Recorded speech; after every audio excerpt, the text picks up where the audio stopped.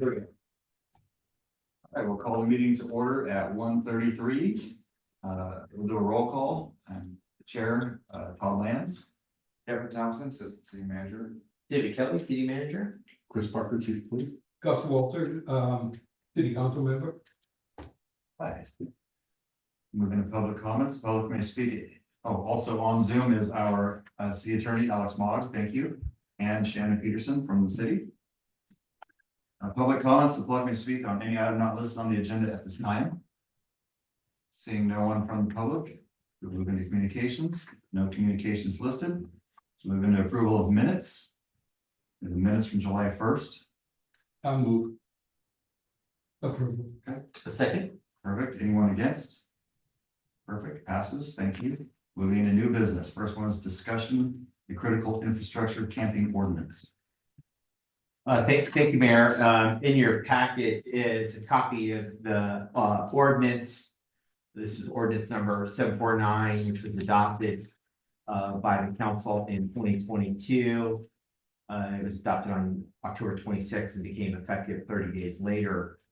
The ordinance was developed in response to what was the significant case that provided some guidance for municipalities, Martin v. Boise, relative to homeless individuals. It necessitated the city to update what was referred to as our camping ordinance, which dated back to, I think, 1965. And so in response to that case, in particular, but also to address the impact of camping and homeless encampments on our critical infrastructure, particularly our water infrastructure, our street infrastructure, and our wastewater infrastructure, as well as parks. The city attorney prepared an updated ordinance to address the impact on the health, safety, and welfare of interference with our critical infrastructure and delivery of services. Since that case, there was a case heard by the Supreme Court, and referred to as the Grants Pass decision. And our city attorney, both our chief of police, can talk a little bit more about that. But in the context of the Grants Pass case and going to the Supreme Court, it kind of took the place of what was then considered the Martin v. Boise decision, which was held at the Ninth Circuit. So the Supreme Court decision really kind of laid finale, made some decisions relative to whether camping is allowed. It's not considered cruel and unusual punishment to obstruct or otherwise prevent camping in public places. So with that, I'll kind of pause there and ask our city to kind of weigh in, because he was the main author. Yeah. To our Thanks, David. That was a good summary. So just at a high level, Martin v. Boise said, if you have ordinances that ban camping everywhere in the city, they're cruel and unusual because people who are homeless, everyone has to sleep. And if you ban, it's cruel and unusual to ban those camping to have camping bans, because where else would they sleep is sort of the oversimplification of what that holding was. It did have some language in there saying that this decision doesn't mean that camping's allowed everywhere at every time, and you could potentially have limitations on where and when it's allowed. And that language is what we use and other cities use for our sort of critical infrastructure ordinance, where we identified within 50 feet of the critical infrastructure or the wildfire risk areas, camping was allowed. And the council, those are defined in the ordinance, and the council adopted the resolution sort of laying out where those critical infrastructure areas were. That's part of your packet. What the court said in the Grants Pass case is that it's not cruel and unusual under the Eighth Amendment to prohibit camping. You're not punishing people for their status as a homeless person. You're punishing them for the act. The court's decision, both the majority opinion and the dissent, both both sort of specified that, hey, there still may be other reasons a camping ordinance is not allowed or is unconstitutional, right? You may be applying it in a way that violates equal protection or that restricts people's free speech or other things. So they didn't say, they were careful to say, it doesn't mean a camping ordinance is always legal or legal in every situation, but they did overturn the Martin v. Boise decision. So the question before the subcommittee is really, is there a desire, and this came up from a council referral, is there a desire to change our existing ordinance? Is it working fine as it is?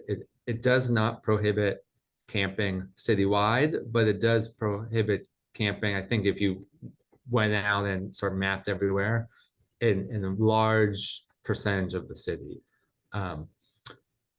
So just some background too on criminal enforcement. If there's criminal enforcement, the way it works is, the police officer writes a citation. That citation, because this is a violation of our code, it's not something the district attorney will prosecute, right? They prosecute violations of state law. We have to prosecute violations of our municipal code. And we've done that from time to time in the past. So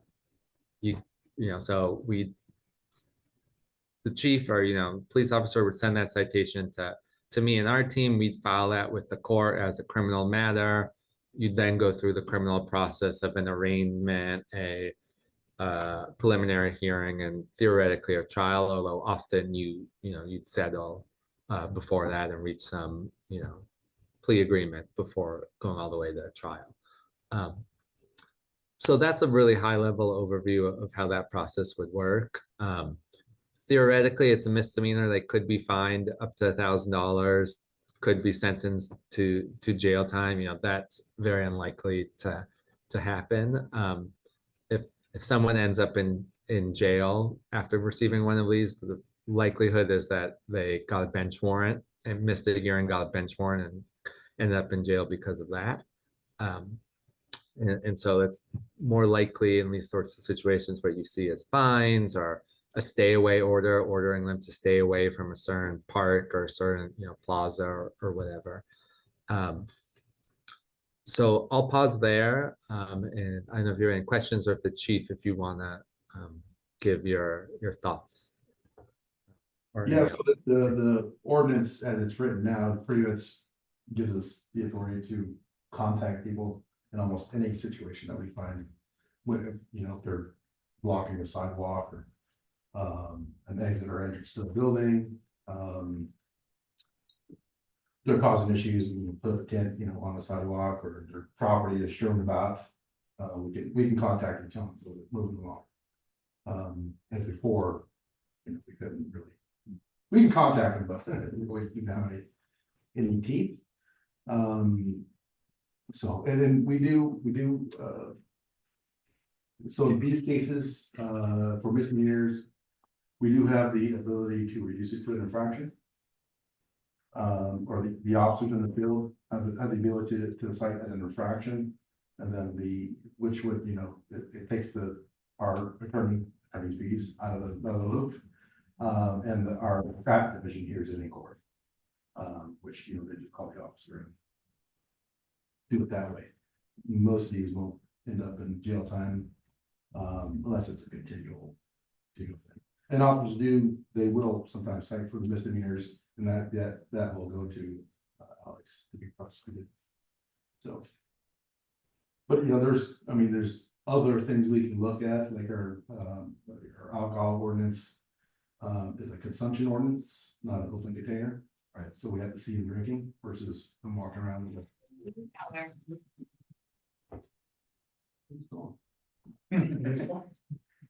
We don't have a way to deal with, amplified music or sound, like when the preachers are out here with the speakers. We don't have bars that have been doing that. Not that we sing those people out, but if someone set up like a guitar with an amplifier, start playing, unless we get a noise complaint, you know, there's really nothing, an officer can't just stop and say, hey, you can't do that either. Panhandling is probably a good one, first to look at. But as far as, you know, just this, I don't know if there's anything else that would help us. Unless you guys have any ideas, but. Yeah, Chief, that was the reason is when the Grants Pass case came down, I wanted to make sure that we were ahead of the game versus behind. I know this one doesn't say anything about public lands, parks, things like that. That is specific, says that it can't do that. I know we have ordinances for parks and. Yeah, it's in things. parks. So It I is just in did parks. what we were looking for. We didn't see it in here. And so I wanted to make sure that you had what you needed. Because you're going to get an influx as other people are moving people around. And I know it's the whack-a-mole game, but it doesn't mean that we want the whack-a-mole to end in Cloverdale. And we're already seeing more people coming in. The sheriff's office, we had them out last week, having to clean up some fire areas that they had been starting fires and having issues and driving RVs onto the riverbed. So that was last week, and so I really want to make sure that Cloverdale stays on top of this so that we don't have this problem. Knock on wood, we've done very well. Yeah. But I want to make sure you have all the tools you need, and the panhandling thing is a good one, because that's something I was going to bring up about Herbert Plaza, because there's a lot of that goes on. I know it's public, but it's open to public, so. Yeah, they stand right outside on the sidewalk. It drives me nuts, because right across, I think there's a sign that says no soliciting. But they're on the sidewalk. And it's getting to be an aggressive panhandling at like the CVS and things. I know that I get a lot of complaints about it. So tell them, I tell them, call you, but. So that's where I was. Yeah, and that's why I wanted to hear. Gus, you got anything? Yeah, actually, I think it's long overdue that we can ask people to move along. I don't know, Todd had alluded to people sending people around. I think I heard this morning that Alameda is having the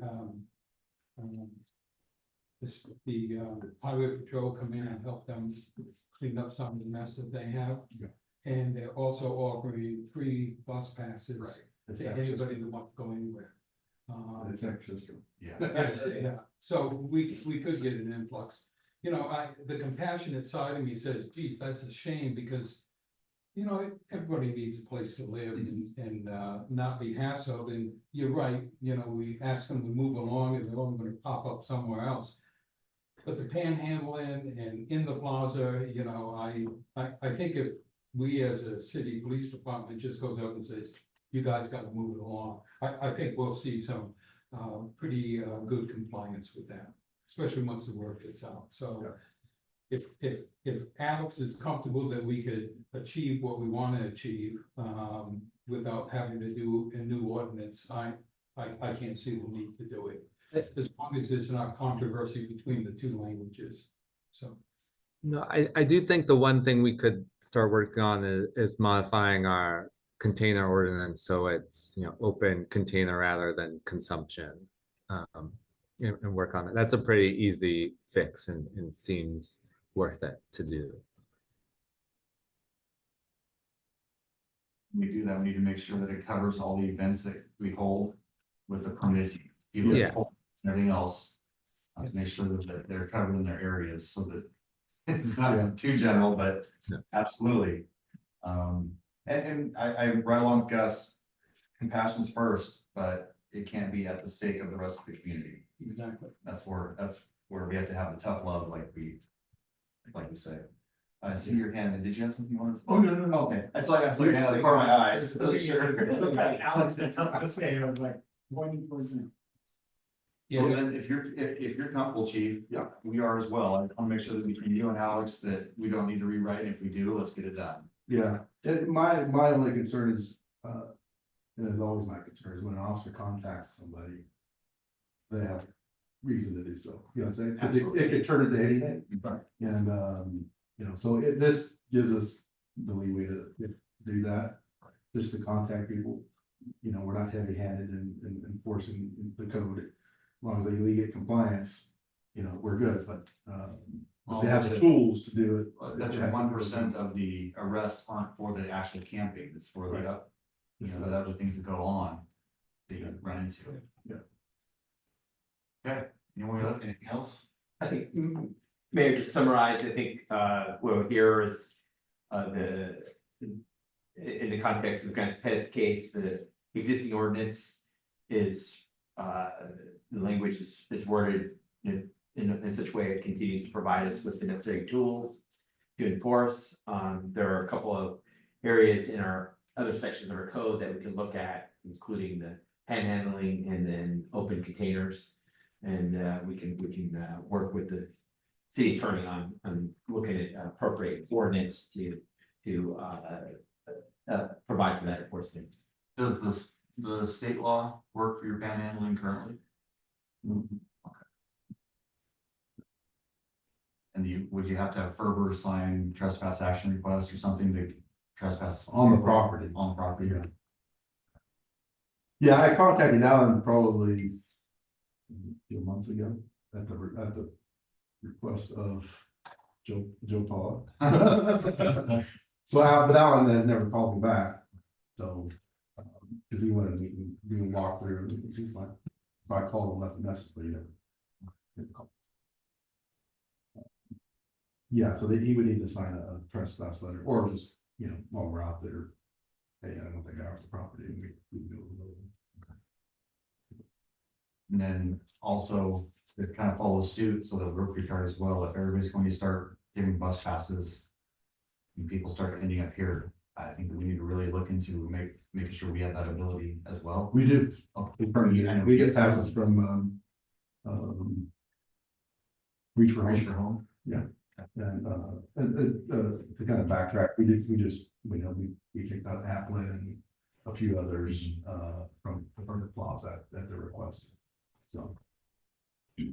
Perfect. All right.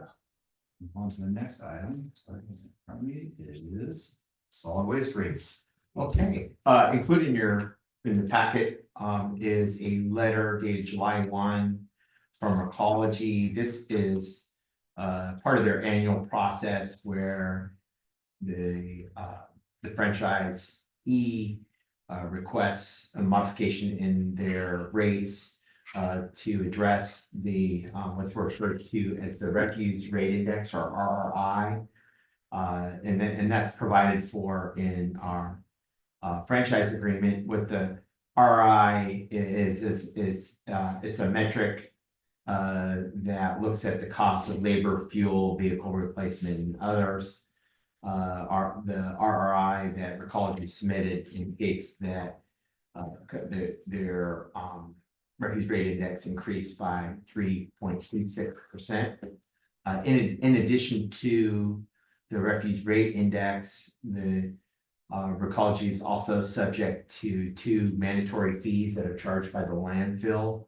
That's the tipping fee on per ton that's brought for the purpose of landfilling at the central landfill, as well as the tipping fee for compostables, which is usually done at the transfer station. So those are the 3 main components that comprise the adjustment to their rates. Both the tipping fee at the landfill and the process in the compost, those are enacted by the county starting April 1st. So they're whereas the franchise agreements are all timed to be modified in September. So there's a retroactive component to that for 5 months. So they do kind of a little bit of catch up from they've been paying the additional tipping fee at both the landfill and transportation for trash and compost materials.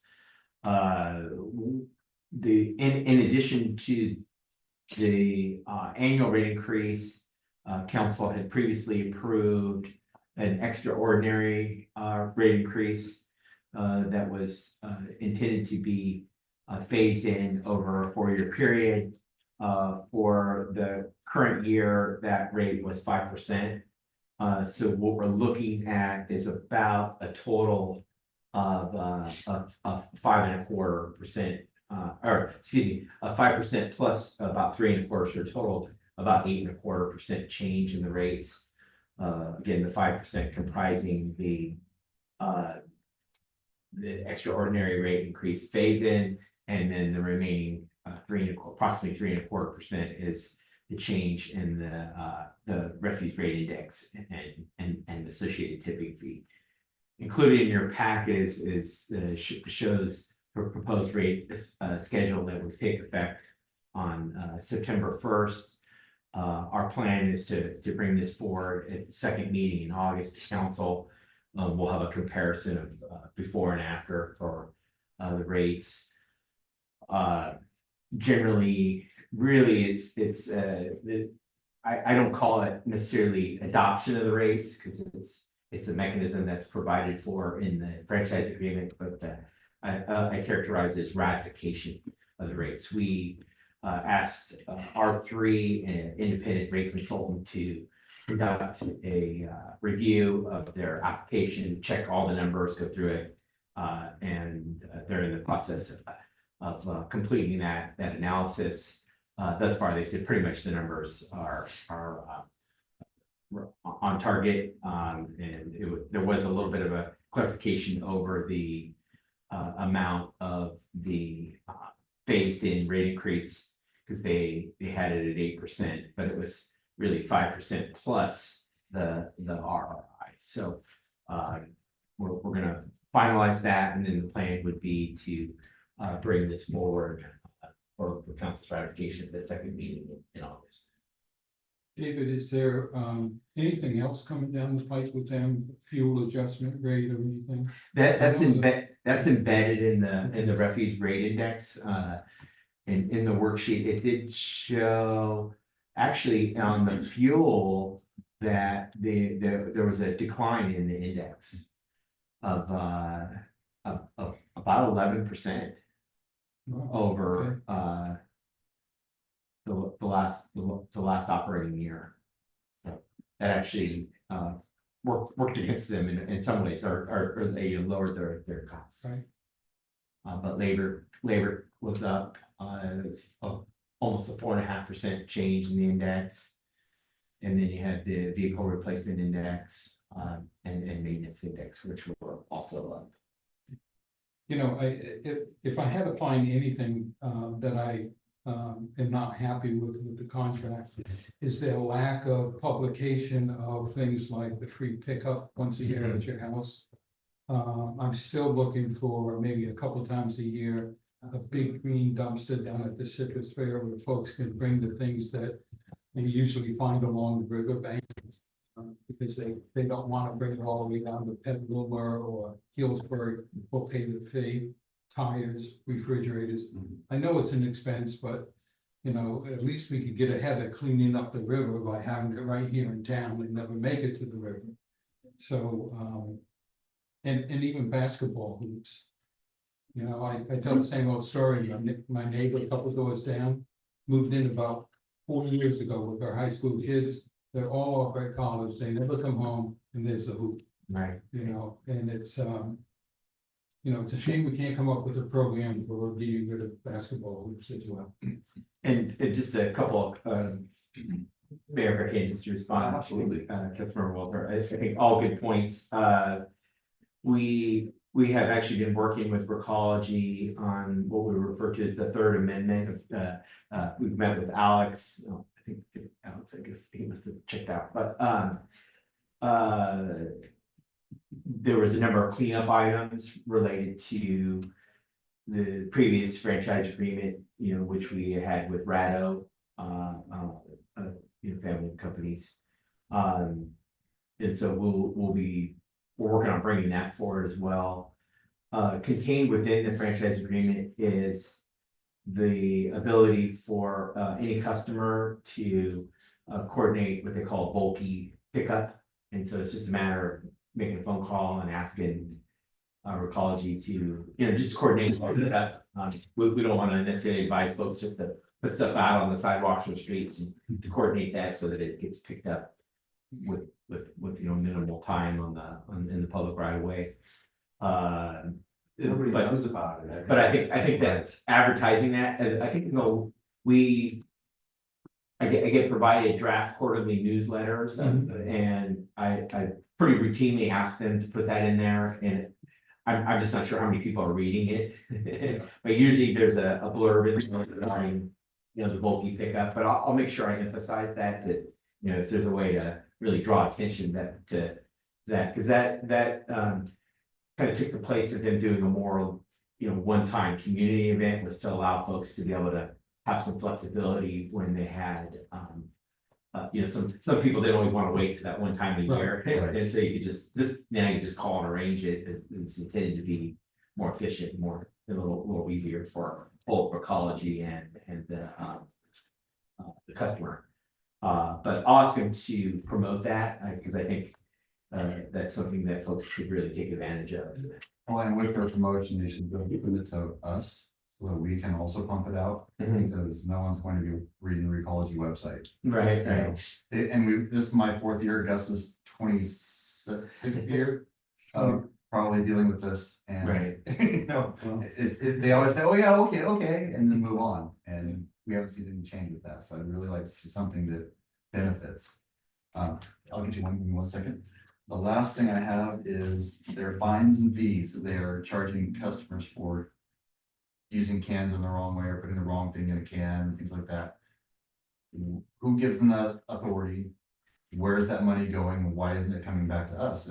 If they're the ones doing this, why isn't that being deleted from our total? Yeah, I'll check on fines and fees. I think the last time I asked for a report, they indicated that they hadn't imposed, but fines or fees, but let me follow up on that request. I mean, I believe it would go in the gross revenue calculation, and we would get franchise fees from that, but I need to verify. Thank you. So I'll take a look. Well, on that note, I'd also like to know who's inspecting, Right. and are they qualified to inspect? I mean, every time you turn around, they're changing what goes in what barrel. So, they've been pretty good lately, but, especially with the recycle. Right, they've I don't- indicated they are ramping up inspections.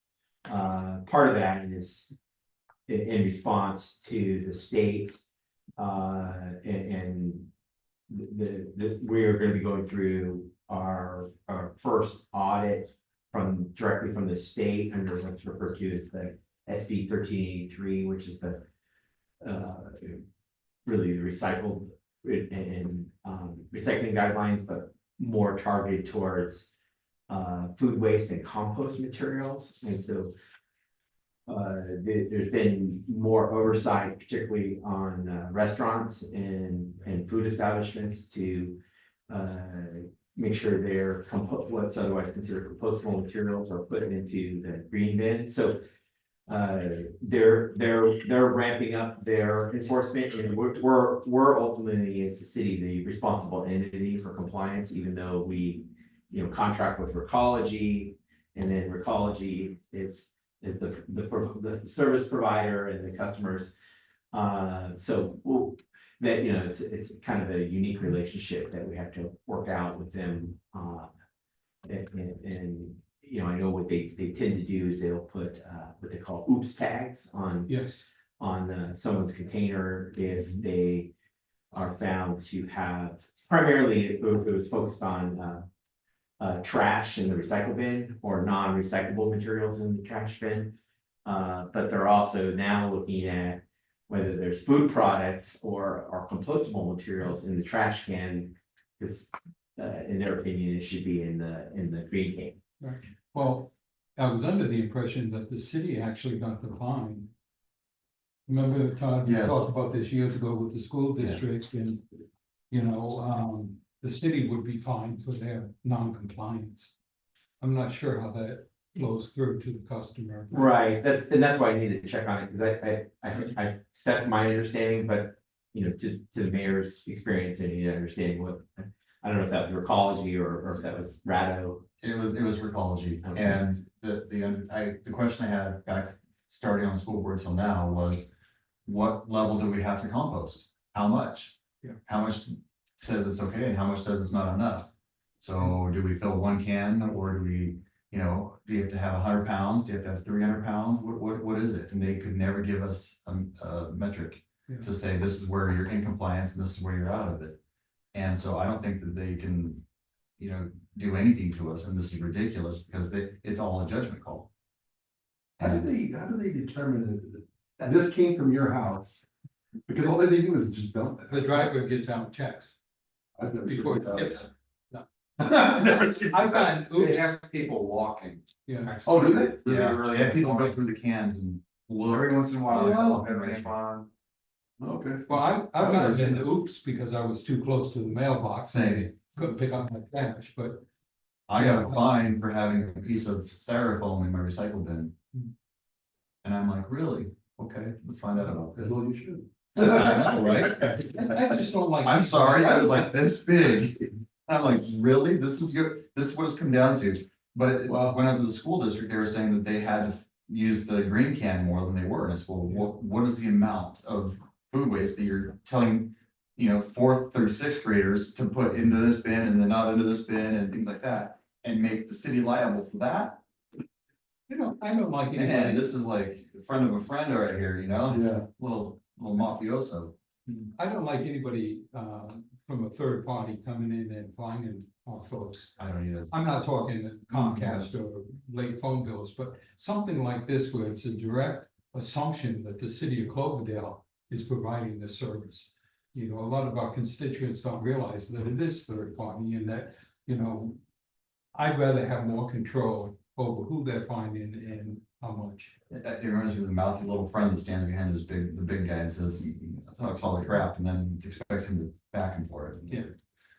Daniel, I'm sorry, I know it's taken a while since. Oh, no, that's all right. I was just gonna comment with regards to, I too have never read Recology flyer insert. On the other hand, I get newsletters from the city every week and they're very informative, and that would be a perfect thing to put in the newsletters periodically.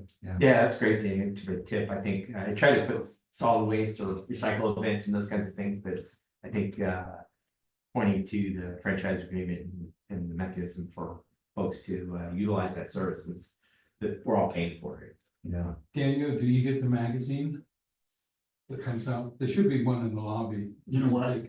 I can't say if I get it, it gets into the recycle bin before it gets on a kitchen table where it can actually. So. Well, they're usually in the lobby if you need. them. Any other thoughts or questions on this? Great. David, do you need anything else? No. Thank you so much. All right, move on to E3, discussion about the exchange bank letter.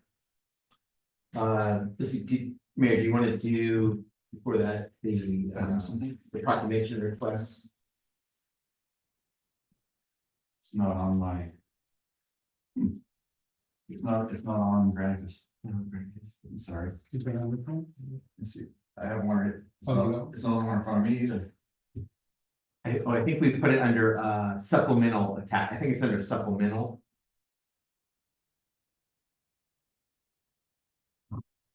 I'm looking. It's under new business E3 discussion. This E3 discussion. No, it's not on. Oh, it's weird. Yeah, it's not on this. It's not on Granicus. It's on the paper copy. Is it? So I'm not sure, but we can do. It's on the website. It's not on this one. It's on the, F1 and F2, the attachments of that section. Yeah, it's weird. It's not on there. It's not on the. yeah, David, that's under F, that's the next one down. Okay. Yeah. You want to do exchange bank letter first? We can do whatever you want. We can do whatever, I don't care. So make sure that we're good legally. Yeah, so E3 is a letter from Exchange Bank. This is this is a letter outlining their terms for establishing what's referred to as a sweep account for Our funds that are on deposit with Exchange Bank, the city's had a long-term relationship with Exchange Bank where they've provided primarily our checking account services, as well as our investment account services. Relatively recently, with the increase in the interest rate, we've seen yields on savings go up. We have a number of options for our investments, particularly for our cash. Of course, we want to be very secure. In this case, the letter proposes a 4% APR or 4% annual percentage yield with an APR of 3.92%, with a sweep account for funds in excess of $2 million. This letter came on the heels of our finance director's decision to transfer a very significant sum of our account holdings into what's referred to as the Local Agency Investment Fund, or LAIF. And I'm going to look up the LAIF rate right now. The LAIF, for those who don't know, is a program administered through the California State Treasurer. It's used by most public entities as a place to deposit and earn interest on funds that are held by municipalities. The LAIF rate, it varies, but it's been above 4%. And I'm just going to take a look to see what the current LAIF rate is. Seeing at the moment. When I checked, it was above 4.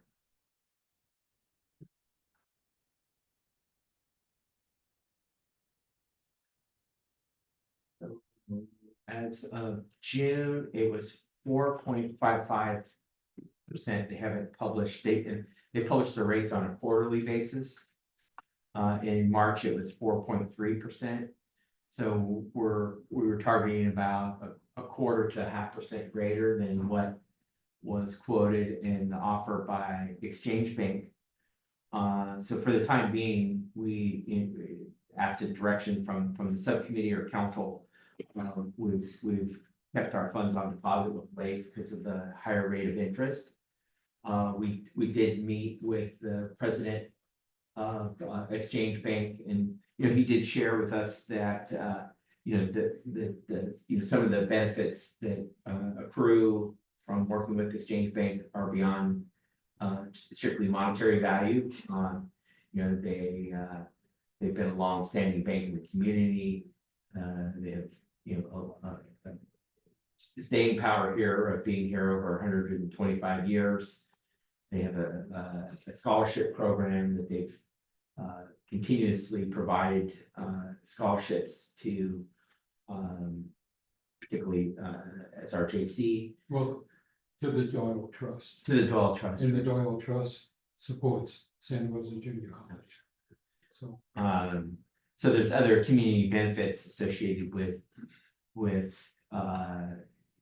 banking with Exchange Bank. Of course, they're local, and it does provide opportunities for us to interact directly with the bank manager and to address any problems fairly quickly.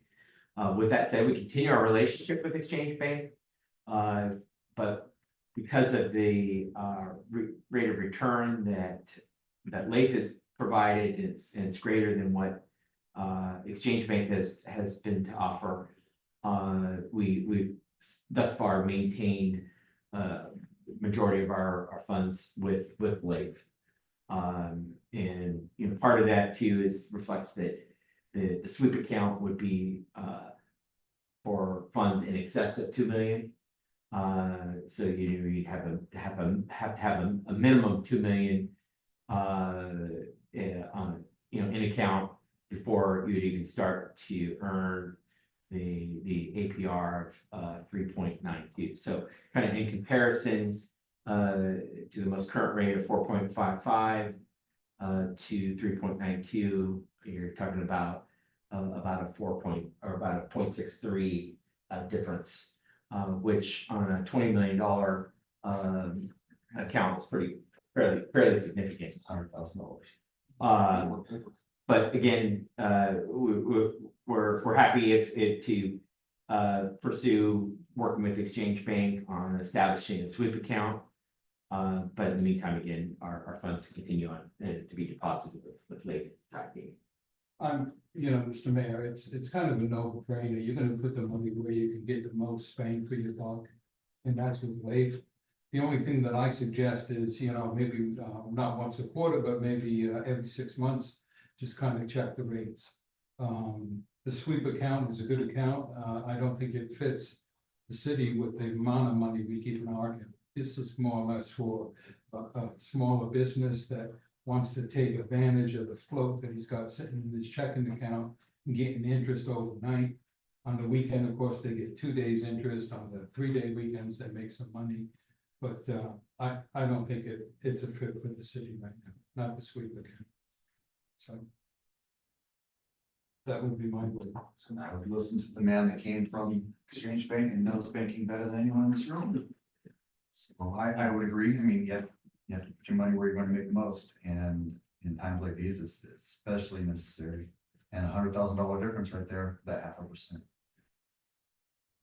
I'd say absolutely you're where you need to be.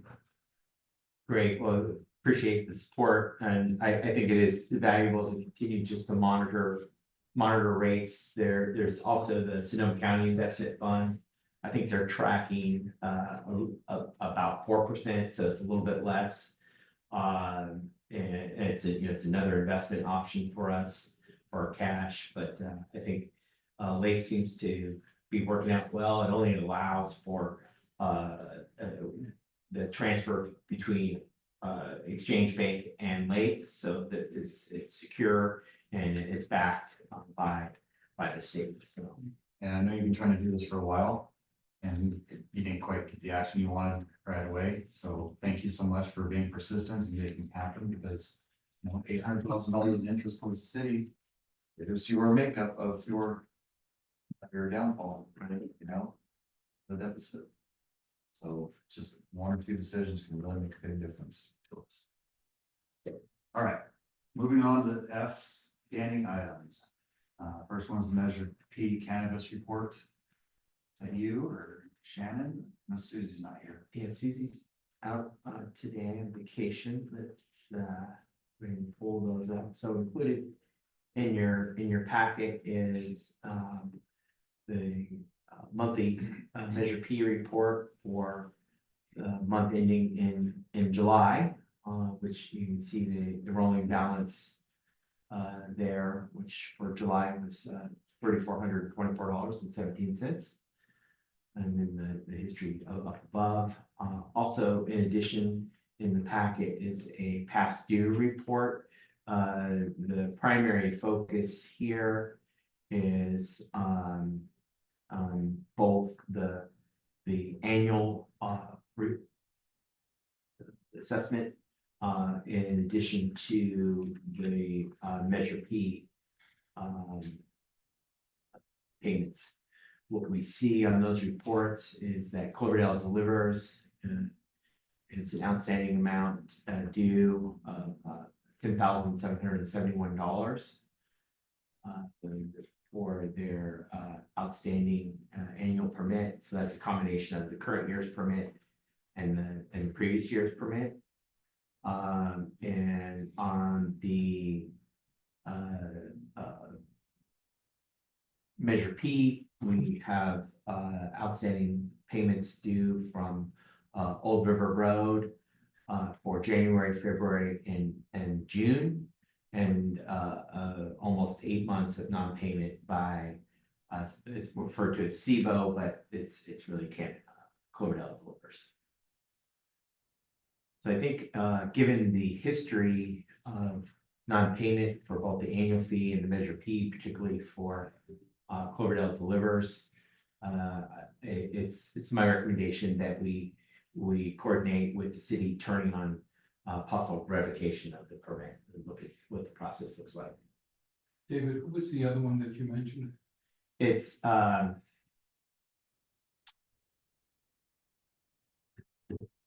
technical name under which the permit is held is called Old River Road, and that's the Garden Society. Or it's there.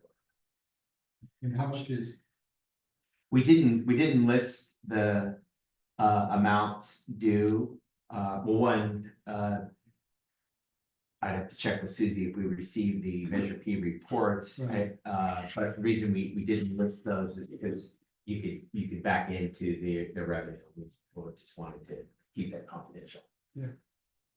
well, what's the, I understand with Cloverdale delivers the action. But what's the action with Aaron? What are we planning? Yeah, Send letters? well, I think we need to be firm that they're required. It's a voter enacted measure, so we don't have authority otherwise to waive the fees. I think given the timeframe here of both January and February in particular, there's been not a firm reason provided why those payments have not been made, and I think we need to give them a date certain, and if they don't follow up, proceed with revocation. I'm okay with you do that on both. Okay. I'm right there with you. It's just like anybody else. You have to pay your bills. I see on the chart here, there was a no payment toward an audit finding for Beazle. Yeah, so that was has presented itself with to be a little bit more challenging because when we performed the audit, we did find that there was underpayment based on the period of time which was audited in 2019. What the ordinance does not provide is the timing associated with making that payment. And so they've made some payment towards it, but they've been very slow. And some months they don't pay anything towards that outstanding tax amount. But again, we will take your direction. This could be something we may need to coordinate more closely with the city attorney on how we address that particular issue. Because when we wrote the audit language, or the audit language was prepared, it didn't come with it maybe the prescriptive rules that it should have relative to any audit findings. So that's been a challenge for us. Well, I've never seen that one, and that's a large number. Mhm. That, we're 5 years into that. Right. So that's something that, it's time to put the heavy hand down. And I think that we should turn it over to the city attorney. Okay. See what our options are with it. Because if we're not going to enforce it, then why even have it? They've continued since then, always making their Measure P payments, so it was really an issue early on that I think there was there was an error and it was corrected, basically. And try to settle that. And that's what I'm thinking, is to somehow get it off the books so we can move forward with that. In terms of Cloverdale delivers though, it's just an annual struggle I'm not sure if he's still in business, to be honest with you. I don't know. Well, can't we go down and do an inspection? on it? Yes, you can. I don't know, Danny, you know anything about what's going on there? At least to determine whether he's open. No, there was an audit performed, and the chief performed an inspection. That was a while back. Yeah. I might call him and I did, I'm sorry, I think I mentioned, I did talk to him probably a couple weeks ago. Okay. I think he said his son was running it. so they're still out there. He's still doing Well, Measure was created in such a way that it paid for the education and the enforcement and all the clerical portion of this. And people making bad decisions or putting the bad taste in people like my mouth or the chief's mouth about if companies are even doing well, you know? And it's not fair to those that are doing the right thing to have other people still making money and not paying their bills. So I think that we need to really start pushing this and bring in the ones that want to be here and do the right thing. It shouldn't cost us more than we make. That's how I feel. So I'm on board with whatever we have to do for revocation or whatever else that comes along. You think? Probably. Not because of who you are, but I guess the question that I would have is with regards to Cloverdale delivers, they're current on their Proposition P taxes, is that correct? I mean, They're not. Okay, because all I saw on there were the annuals.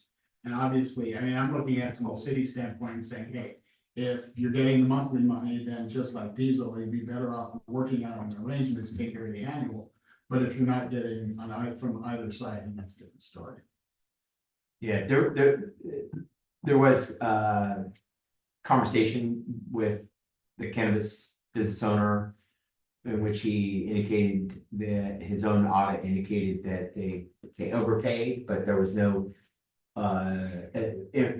information provided to us that we could utilize to validate or otherwise verify the statements that were made. So you know, we were kind of put in a waiting game because it was told, well, I'm going to provide that to you, so it'll kind of reflect that I should owe you less, but we never received that documentation that I'm aware of.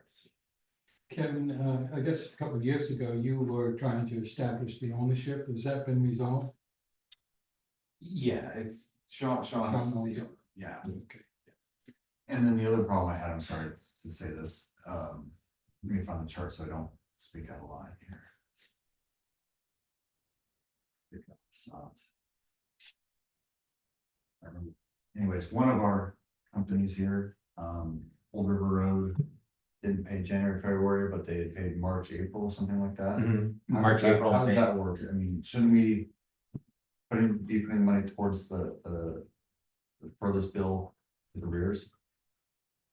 Yeah, so They shouldn't be able to select because they know they're gonna get tagged on that one because it's gonna be late as well. That's not up to them. It should be, no, this is going towards the one that you owe from February or January. And I think that's again an ambiguity in the ordinance that was where they, because when they submit their quarterly report, they submit the payment with it.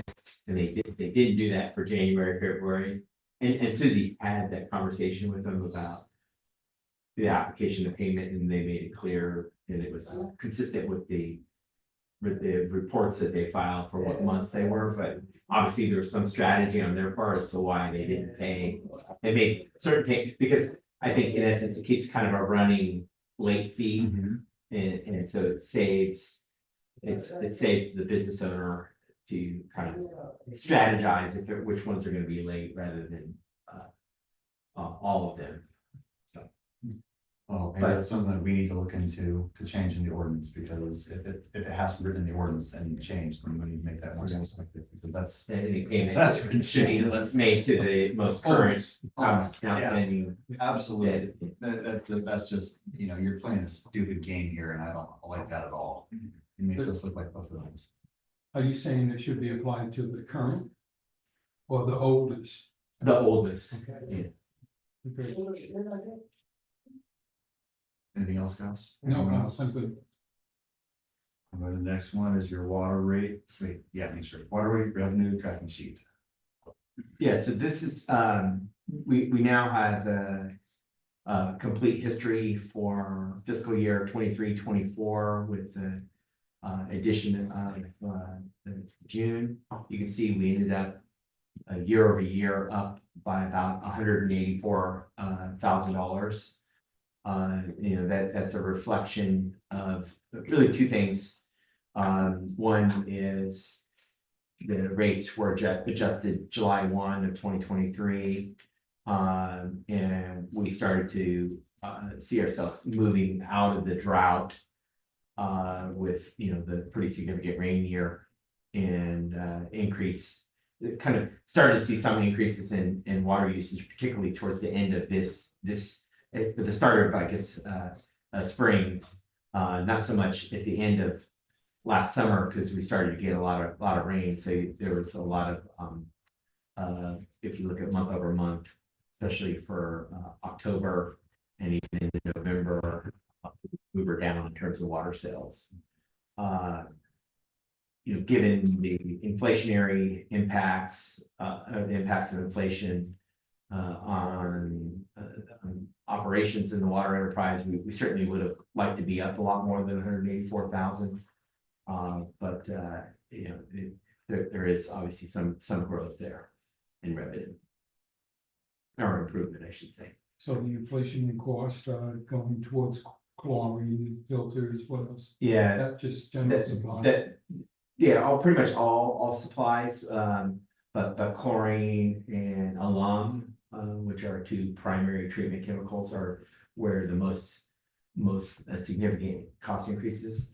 And this increase in revenue is almost completely offset by the increase in costs. Those significant cost increases were not forecast in our financial study when they were done. We assumed we into the model there is a cost increase built in, but not to the level we saw doubling of the costs.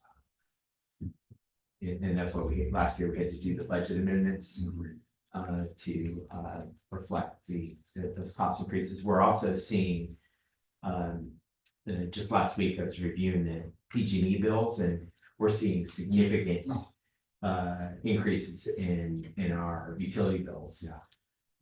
Even despite trying using the Tesla battery and other things, it's just the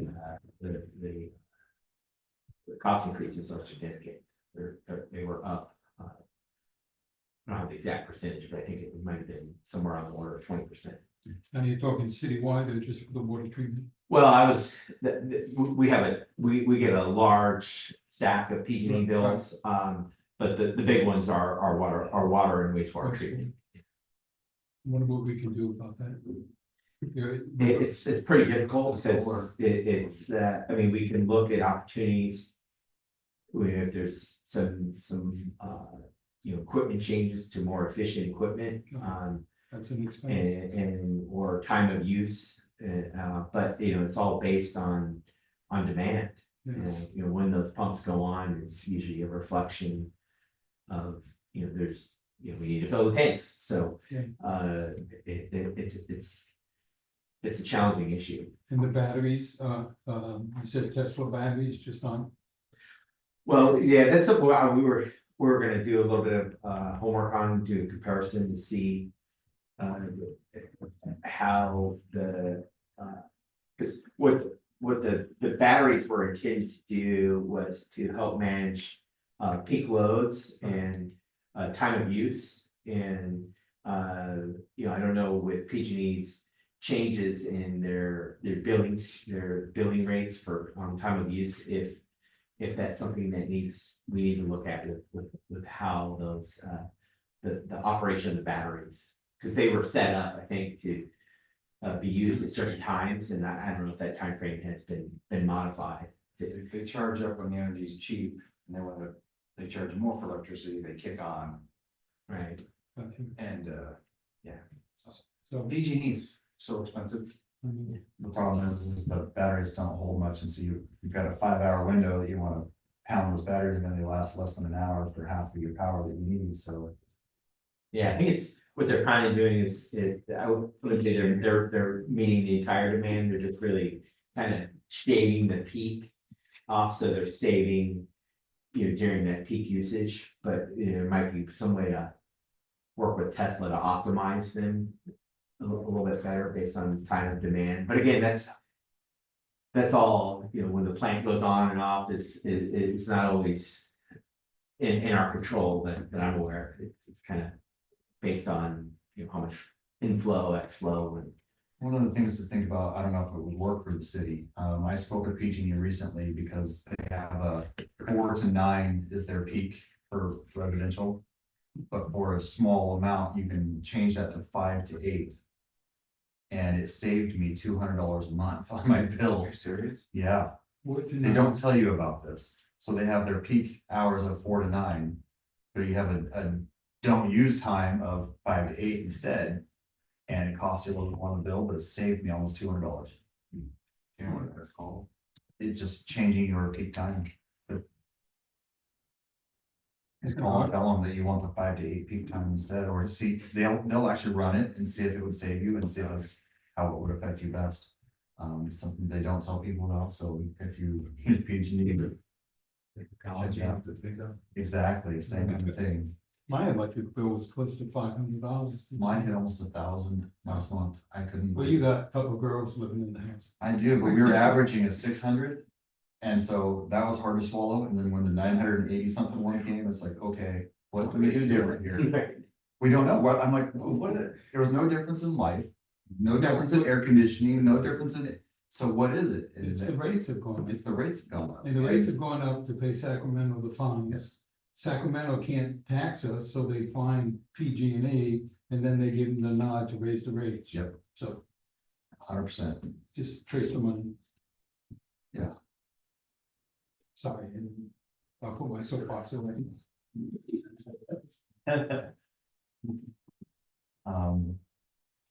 Yeah, it's sad.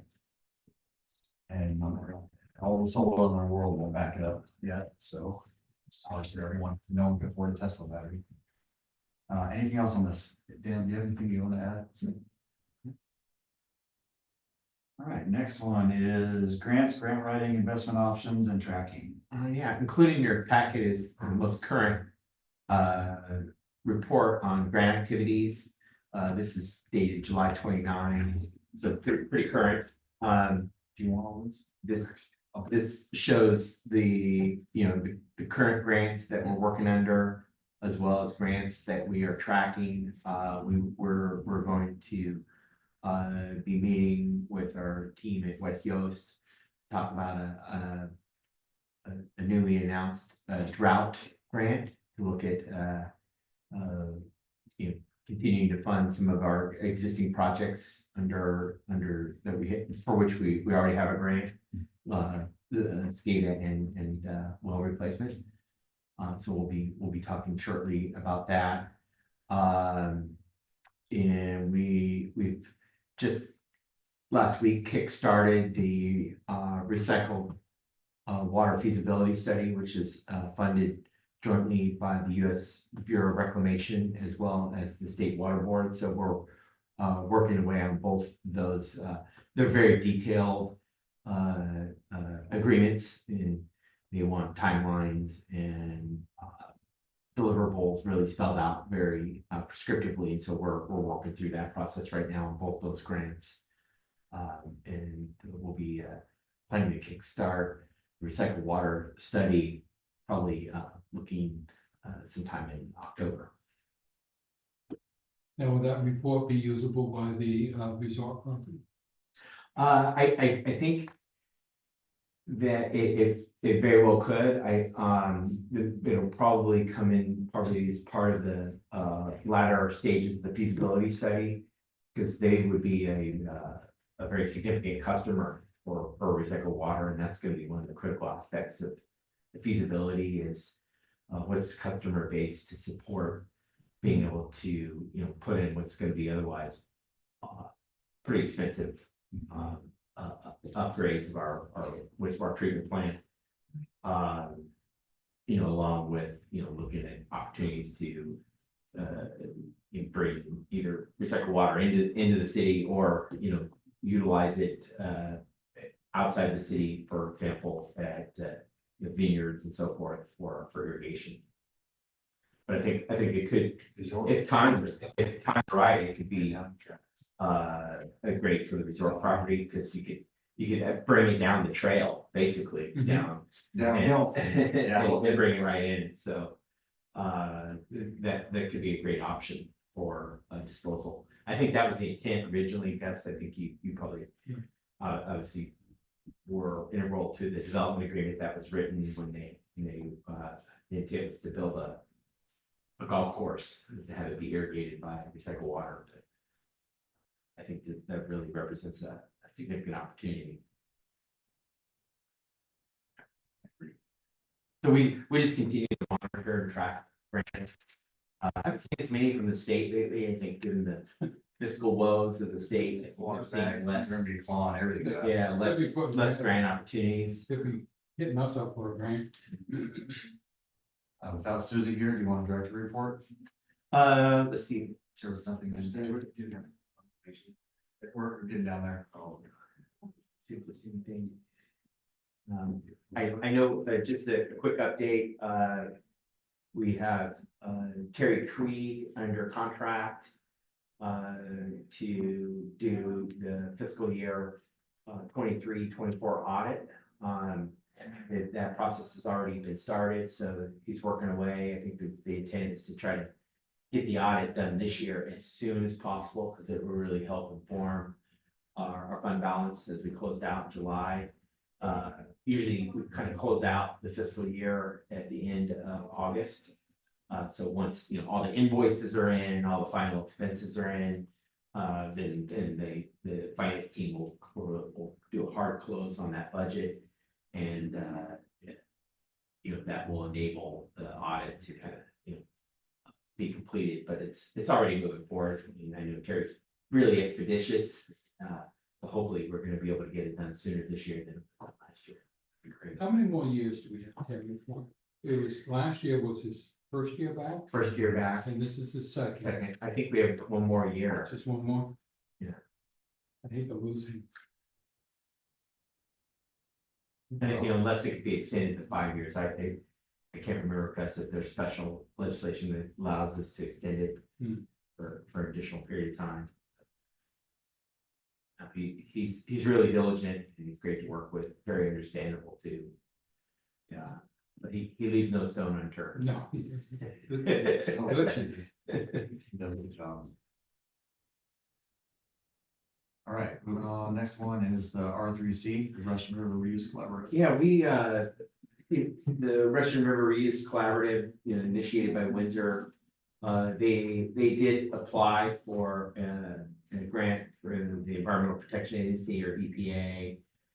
We heard back from them last week that the grant funds were overcommitted by a significant amount. I think there was like 30 million available, and there was 111 million worth of grant applications.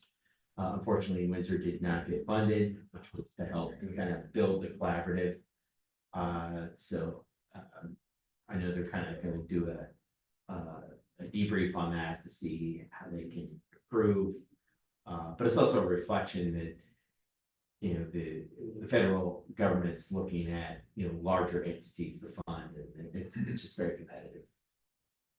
So with that, should we remove this from the update list? That's up to you, Chair, if you want us to remove Unless it. something new comes up, I don't see any reason to have it here. How about you guys? No, I don't need it. All right, we'll move into F6, which is code enforcement activities. Kevin? Well, we're taking it back in-house, so our contract with Robert Smith has ended. And I'm just working through a few that he had got to a certain point. One of the, not issues, but one of the things that have come up, he did receive judgments against about 3 or 4 different property owners, a decent amount of money. So I'm gonna be working with Alex to probably come to council to say, we want to extend the same offer we did to the gentleman on Mr. Leach on First Street, pay for our expenses and take the punitive side out of it. So there's about 3 of those. I'm still working with Mr. Leach, who doesn't seem to be making much progress. He's supposed to have it cleaned up by the end of next week. Spends a lot of time with attorneys and paperwork versus just cleaning it. Kevin is not physically able to do that. Is that the problem? I met him, he probably is not himself, just given the nature of what needs to be done, but I would think there's other folks in town. I don't think would be that difficult, maybe a half a day's work for a couple guys. Got junk or something like that. Yeah. Just wonder how we can, without committing any city funds, of course, Yeah, just give them a pamphlet of people that might be able to help them get rid of that.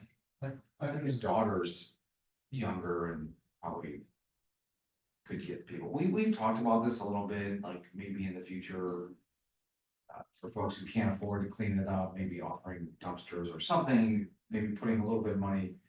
You know, we spend a lot of money on paperwork for code Attorney enforcement fees. versus just, the money to help down. Solve the problem.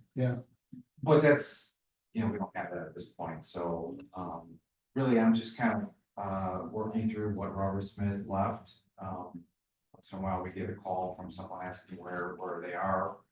So, I know Rafael's been going around looking at the weeds, and so he's kind of picking it up, and I'm picking it up too, so. We'll adjust. We do need to figure out what to do with all those judgments that we have. And there's not a lot, there's about 3 or 4 of them, but, Is that a closed session item? Will there not be a public where they are, or is it? if you talk about it in public, got to ask Alex. Well, Chief, I know you love it when I say this, but we have that form where Public Works, anybody that's out on the street as an employee can fill out a form where they see something that's not quite right, weed growth, trash, and somebody's property. Fill out that form and give it to Raphael. Yeah. And I think we need to start doing that now. I couldn't tell you how many are actually submitted. They could be, and this is a Joe Powell thing that I've learned from him, and it makes sense to me at night. When the guys are out on patrol and they see the street light or a pole burned out, get the phone or return it in that it's a burnout. But there's a car that's sitting here for 5 weeks, cobwebs underneath and, so, yeah, I'm really sorry to see that we're losing our code enforcement officer. It was a financial situation, but we got the in-house means to do it. So. I don't know why I went down that road, but anyhow. But when you start to think about the legal fees that are involved, that we're paying Alex to send out these letters and get judgments. If we could get in there almost one-on-one and just get it taken care of. Yeah, I mean, I think the number one thing is to get compliance. And, people are willing to help, and maybe they just can't get it all done themselves, maybe there's a way we can. Yeah, well, I don't know to what extent the other judgments are poor. If it's weeds, if it's garbage on the front lawn, I don't know what it is. It's not weeds, it's more serious things like, blown out cars and. Just junk and things like that, so, I'm gonna be working through those and see what we wanna do. But, and then the other thing would be, next council meeting, we're having our public hearing for the weed abatement. Most of them have complied, there might be Okay. like a couple left that we'll have the public hearing for at the next council meeting. They have till the end of this week to clean them, so the report will go out, there may be some change after the report goes out, but I'll let you know at the meeting. Is it leach on that property too for the weed abatement? Or No, is it just the trash? Just the trash. This might be an opportunity for us to look into some type of good neighbor program through a nonprofit or something that, instead of us spending so much money here, we spend it on helping them. Yeah. But the thing is you also don't want to gather up all the trash, sticking down on the front porch and saying, hey, I'm in violation, come get me, Yeah, So- I'm interested in the idea. I think we Yeah. just would have to have some kind of screening, income based or something, just to help people instead of, it just seems Or a like. flat fee, something that we could figure out. Yeah. There has to be something to make it worth it. Not get us used. Yeah. Good, Daniel, anything? All right, move on to the next one, which is upcoming proclamation determination. Okay, just a quick background, the council had a discussion regarding proclamation requests, the staff recommended adoption of a formal policy, but the direction was to basically place proclamation requests on finance admin and police subcommittee agenda for review, because the mayor typically sits on the committee, and the proclamations are come from the mayor. We received, within the last week, we received 2 requests for proclamations. One was in regards to recognizing Childhood Cancer Month. And included in the packet is the form from the individual requesting that. It sounds like it was a student who maybe had a friend that had cancer. And then the second was Where was that student from? no, the local one. it was not. It was like Berkeley or somewhere. It was somewhere, had nothing to do with Cloverdale. Right. It's one of the, It sounds like it went out to a bunch of cities. to every city. The second request came from kind of a local group. The request for a proclamation honoring the Pomo indigenous Indian tribe. The intent for the proclamation is to just recognize the contributions of the Pomo people in Sonoma County, and to bring attention to members of the Pomo population that are members of our community. The ask was whether that could be considered for the month of October. Do want to note, council does have a long list of proclamations that in November, it's on the list for council to consider a proclamation declaring November a Native American Heritage Month in Cloverdale. We've done that now for several years. And as part of that proclamation, it's an opportunity to bring attention to the Cloverdale Rancheria of Pomo Indian. So it's a very kind of focused proclamation. I mean, one that just that it brings attention to its recognition as a holiday that was brought forward by various presidents, supported by our current president, but also recognize the contributions of our local Indigenous Americans to Cloverdale. And I know we've had members of the Cloverdale Rancheria in attendance. Right. So just again, just food for thought for councils or for the finance admin and police, whether you want to take up this additional proclamation, or an alternative would be to kind of incorporate some of the recitals into our proclamation, but it does already call attention to the local Pomos. Well, that's a good point, David, and that's what I was going to suggest. If we can incorporate them together somehow, make Okay. sure it mentions all in Sonoma County or however. Right, broaden it a little bit. Broaden it a little bit. And as far as the cancer one goes, I don't know. I tend to think that we kind of cover that to some extent under another proclamation we do, and I think it's women's breast cancer or something, don't we? Am I haven't, We have a childhood cancer awareness month already, I think, or something. do we? Childhood health. Yes. But I mean, this was pretty focused in, Yeah. it's, If it was something, here's my Does it thing, I have think, the- I'm sorry, guys. go. Does it have the individual's name? That, the proclamation. yeah, I didn't see it. I didn't see it. okay. I'd have to say no on that one, but I'm right there with you. It's, I hate to say that I want things to try to stay more local, but when somebody just throws a blanket email out to every city, there's no heartfelt or no real recipient that I have, or that we would have. I want it to be something. It would be the same with the proclamation for the Pomo. I love it, but I'm friends with the chairman, but at the same time, did they come to Cloverdale Rancheria and say, do you guys want this? And why don't you present it? No one talks to them. And that was the problem they had last year when they said, why didn't anybody tell us about this? So, it's that type of thing as the other tribes trying to put their name out there versus Cloverdale's, and we kind of take over the territory. And I think it needs to be more localized with that. none of these have flags that they want to fly. Right? When's the next flag on up? Well, just to kind of keep in topic with the proclamations. You know, we want to fly the flag, the rainbow flag or pride flag as part of bringing forward the Pride Proclamation. And then when we don't have another commemorative flag, be able to fly the Cloverdale city flag.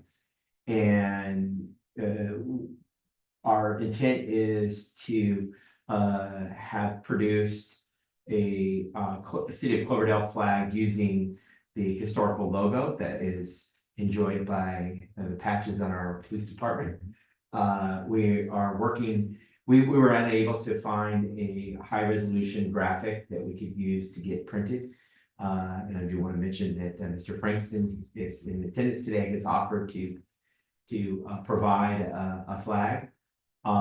We are asking our local graphic artist, Ms. McKenzie, to prepare a high res graphical image for us that can be used by us to help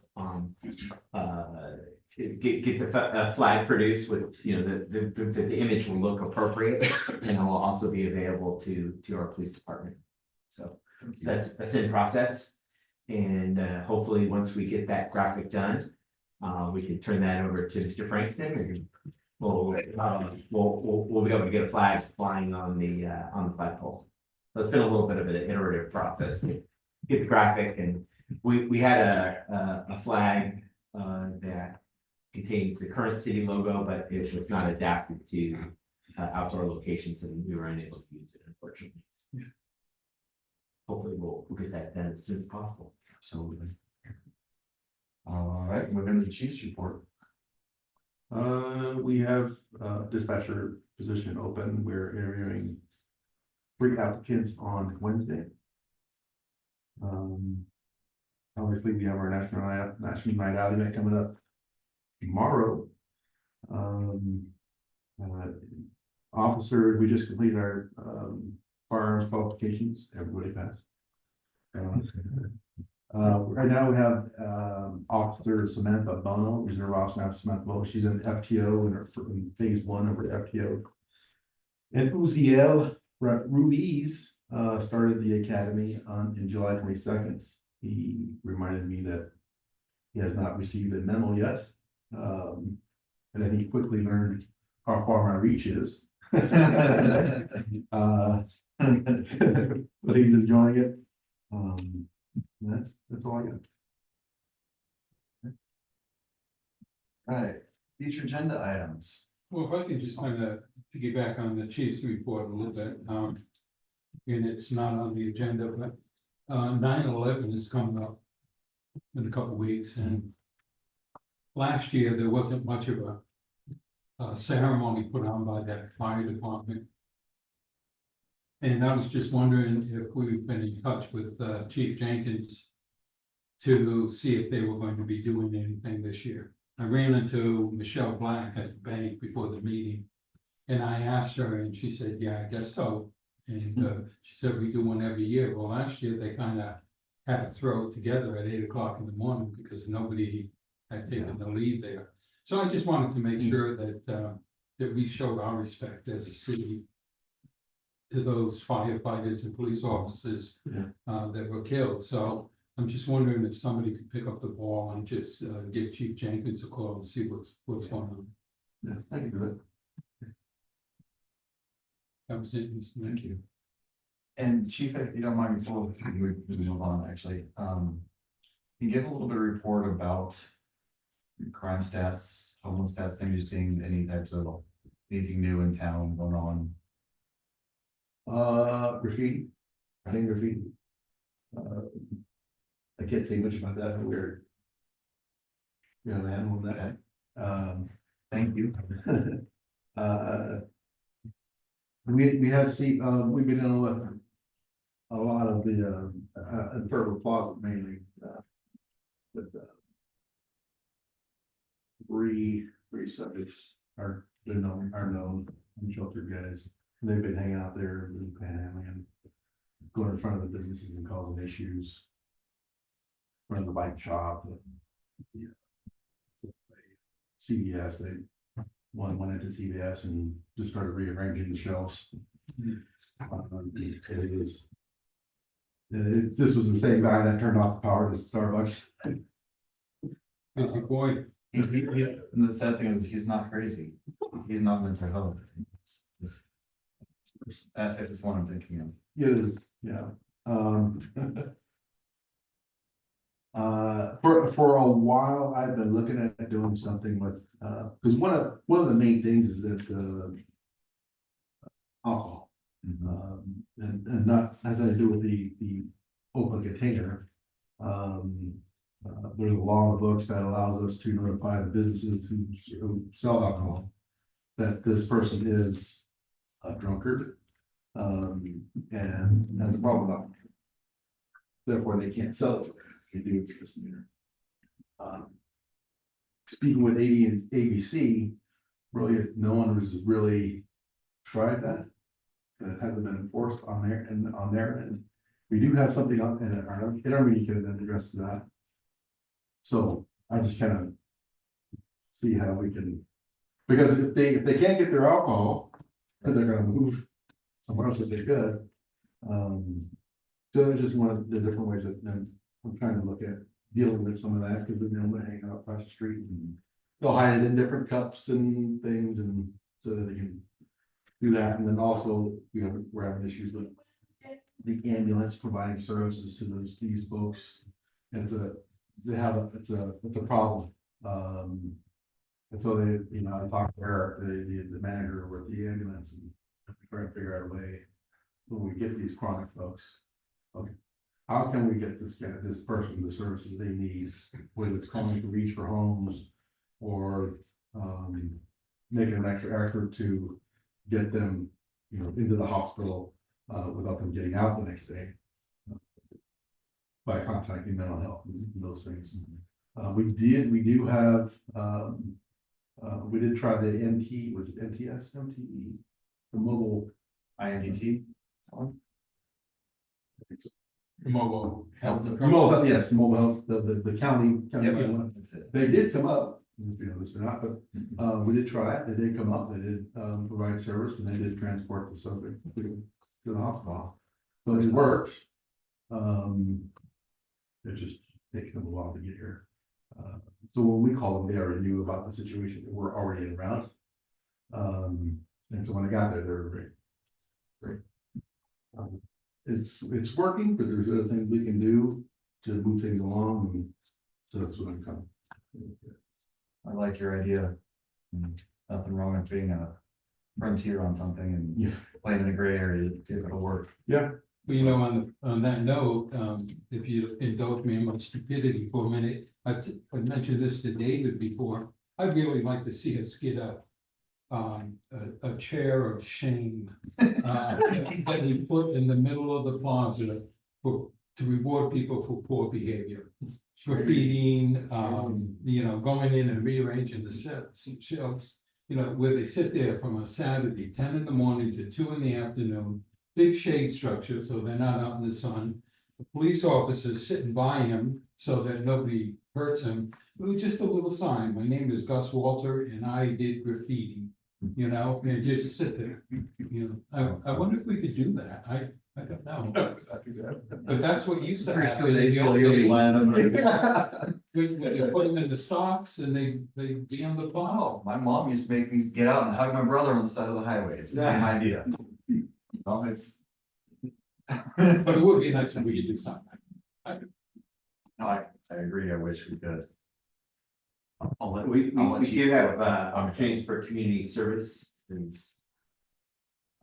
absent the shame part, there might be ways to employ groups. It's where community services been imposed. Yeah. I'm pretty sure there's a book on Joe Arpaio that'll tell you how to make it happen. Sure. Okay, anything else for Chief? No. Thank you.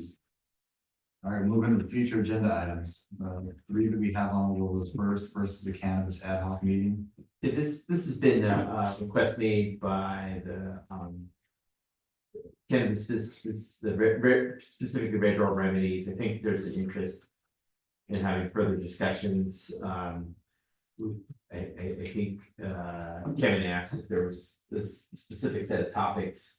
And the only one that really that rose up as an issue, or as a request was whether the city be interested in providing, amending our ordinance to allow for, more of a creation of a smoking lounge. And, I hadn't heard, by council an interest in that, so we had to move that item forward. But if you'd like us to work on arranging a meeting, we're happy to do that. I would be very careful with this one because they also have talked about finding ways to lower the percentages. And if we really do a study on this, I think it's gonna show that we're losing money and we need to be charging more. So I think that they might not want to push as hard as they are on that ad hoc, you know what I mean? Do you think that meeting we had that time was useful, Daniel? Well, I mean, speaking just for myself, I do think periodically, maybe once a year, it'd be good to do that. I also think, like the mayor indicated, it's really based on a needs-driven basis. So to the extent that there's the desire to come forward and make a presentation to say, hey, this is why we want consumption lounges, et cetera, I think that would be good. The idea of just having it come up quarterly or every 6 months just because it's on there, it doesn't seem to make any sense. From my perspective, to the extent that the council or subcommittees are amenable to, hey, we want to have a discussion about this, then I think it would be appropriate to do. And I do want to just reflect back on, I think it was last month or month before, the idea of being, well, as long as you guys aren't in compliance and whatnot, we don't want to have these discussions. And in that sense, I think it's not appropriate to put all the kind of businesses in the same boat. Right. I mean, it's one thing if Red Door is in arrears and they're saying we want a consumption lounge. It's another thing when you have manufacturers that may have problems with their financing, and you have retail dispensaries that are looking for a different set of actions. So, I don't take a position with regards to consumption lounges, one way or the other. That's not my job. That's what you guys can decide. Personally, I don't think it's, I mean, yeah, it'd be great if people could get on the balcony and have a toke before they see Friday Night Live or something like that, but that's not something we have any desire to do, at least at this point. I mean, it's just, from my perspective, it's more of a nuisance than it is. I mean, we want to be accommodating, but on the other hand, it's more of a pain than it is something that would be. There's the liability to you as well. It certainly can be, absolutely. Maybe we just leave it on there for now, and when the other people want to push again, maybe we do have one. I like the idea of once a year, if or when necessary, but if we're gonna do what's necessary, then I want to see, I want to see show, oh, absolutely, agenda items, but show what it costs the city and what Measure P said we're supposed to have, and what we're doing versus what we're not doing, so that we're on the up and up. If everybody's gonna want something to offer something more, then we need to be prepared for that as well. Yeah, and the other thing that I'd be willing to do is just talk to other businesses and see if there's anything other than consumption that people are interested in, certainly relay that info back. They could request to be on this agenda or something Yeah. like that. It doesn't have to be a whole nother meeting. Yeah. I think that was a lot of the pushback, wasn't that we didn't want another meeting, not another ad hoc committee. And if it were to pass that we allowed smoking lounges, it would probably be only to those that are in good standing with the city. Not passed on any of their fees. I would think the only ones who would really qualify would be the retail businesses. And Well, then how would you set that there's really up? only one, because Daniel's not really. I was gonna say, if it was to Daniel's, where would you have it? Where would you be allowed to have it? You know? How about the patio?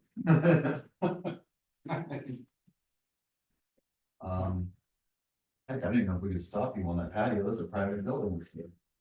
You're, well, I don't know how that I works. have a landlord who's. I have Kids certain smoke rules. within 20 feet of the house, of the building. What's that? Kids smoke within 20 feet of the building. Oh, well, there you go. Never mind. You mean 20 feet of the entrance? Of the building, so Like a patio, people can't smoke cigarettes out there? what part are we talking On top of the shallow about? building. Where you at? Yeah. I don't think so. No. Oh, jeez. Maybe I should get rid of that. We gotta ask her. It's just cigarette butts and I don't know who smokes inside. And I think it's plus our smoking ordinance is pretty. It's pretty. Yeah. Yeah. Yeah. Restricted. All right, vacant property ordinance. Yeah, we know that there's a request that came from council and our councilmember Realtor.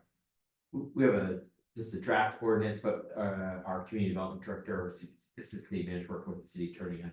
I'll have something next time. There's a couple ways to go, but one's a lot harder than the other. I don't think you probably do that, but This is on, the property, vacant property. oh, ordinance. assessment, yeah. Yeah, Santa Rosa just established a registration ordinance as well, so we can look at what they do. Yeah.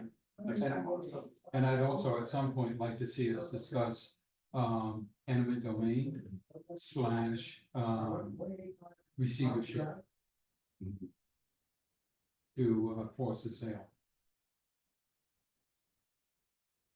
Receivership. Yeah, that was something Melanie brought up at one of our meetings where it's in lieu of an eminent domain. Mhm. The property is put in the hands of a realtor to be sold. Yeah, exactly. Fair market value goes to the owner of the property. Yeah. And then it can be sold to a developer. And I think that item probably will go Close sale. on closed session. Because I mean that, some properties just are not being taken care of. Agenda and media management software. Yeah, our city clerk is working on a proposal from Civic Plus, our website provider. To make some enhancements to our the video component that is part of, that is available. That right now we link to YouTube through the proposal that our city clerk is obtaining. It would actually provide links to the specific agenda items, so you would have to necessarily scroll and figure out when an item was picked up. You could link on agenda item 3. It comes with a cost, and I've asked Mike to outline the options and the alternatives, so you can look at the costs and determine if there's value in the service. I think the other part of it is it's a better, a more efficient minutes module for the clerk that would make the minutes preparation a little more efficient, so there's some time savings. And so just identify this here so that this is a work in progress by our city clerk to bring this item forward for council's consideration, or for this subcommittee's consideration.